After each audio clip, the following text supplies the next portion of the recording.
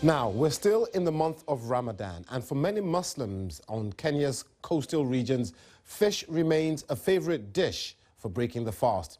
But as BBC Somali's Abdinur Aden reports from Mombasa, for the past few years now, there's been a scarcity of the prized commodity, and it seems human activity is to blame.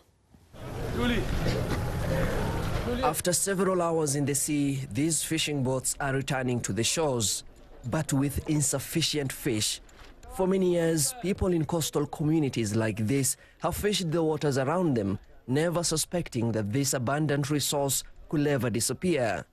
Yet today catches are declining, and this fisherman is not impressed. In the past, we leave in the morning and close business by noon with enough fish. Now it is not the same. State of fish is worsening. We are not letting the fish give birth. We collect them when they have not reproduced. Inside the market, the scramble for the commodity has reduced. Traders say there is a notable decline in the number of clients inside this market due to fish scarcity.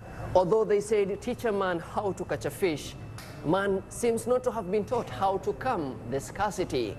As it is on this table in this fishing market in Mombasa, Kenya's coastal city, this space that was previously occupied by this prawns type of fish is now shared and distributed among other types of fish, mainly because of the scarcity of the commodity, which many blame on the different activities that are ongoing on Kenya's sea.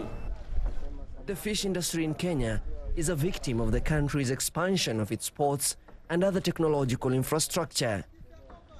There has not been a lot of fish coming into the market, especially now that there's an increased activity along the Indian Ocean. Meaning, when you have the port expanding, when you have Dongokundu expanding, that whole area, which was a catchment area for fish like lobsters, prawns, all of them are gone. Now we have a whole 2,000 TU. Some of the previously busy traders are now scale scrappers. Traders who once relied on this market now find the business unsustainable. Many here rely on fish for their nutritional needs. For me, because I have to work hard to get fish. Because if I depend on one place, I don't get. I have to work myself hard to go everywhere. Where there's fish, I have to go to. That's why I get fish. Because if I depend on here, Mombasa, only in Mombasa Island, I can't work. But with the coastal region's favorite dish now in decline, people are now turning to other delicacies.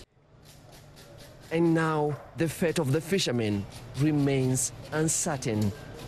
Abdinur Aden, BBC News, Mombasa.